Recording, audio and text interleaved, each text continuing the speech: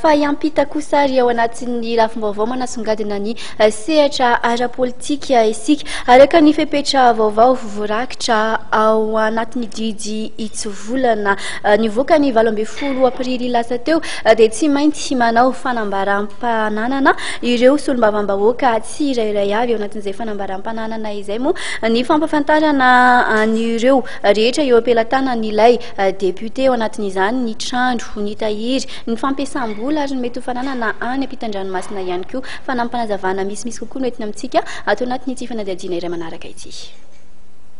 Milaza ny fepetra vaovao momba ny antemineram-pirenena ny didy hitsy volana momba ny fitantanana ny antemineram-pirenena ary Neken'ny teo anivon'ny hcc araka ny fanapahan-kevitra laharana enina hcc /D3 izay nivoaka ny 12 aprily 2024 anisan'ny voalaza ao anatin'ity didy hitsy volana ity ny tokony tsy maintsy anaovan'ny solombavambahoaka tsirairay ny fanambaram-pananana eo anivon'ny fitsarana avy momba ny lalam-panorenana tsy maintsy hita amin'ny fanambaram-pananana io ihany koa ny fananana rehetra eo ampelantanan'ilay solombavambahoaka toy ny trano, ny tany, ny compte en banque, ny tahiry, ny fiara, ny fampiasam-bola ary ny mety fananany any ivelany rehetra.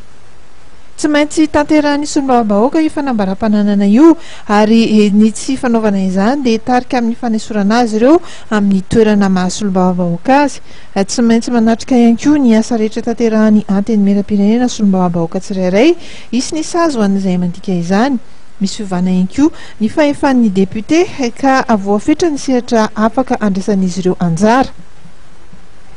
Nampisy resabe eo anivon'ny antemineram-pirenena ity didy hitsy volana navoakan'ny fiadinan'ny filoham-pirenena ary nankatoavin'ny fitsarana avy momba ny lalam-panorenana ity. Maro amin'ireo député no milaza fa tsy mankasitraka izany tsy mbola nisy kosa nefa ny fanambarana nataon'izy ireo mbola nijanona tamin'ny fanatanterahana fivoriana no nitanterahany androany heverina araka izany fa dia afana indray ny adevitra ao anatin'ny fivoriana azony rehetra hatrehana raha mpitso eny Tsimbazaza.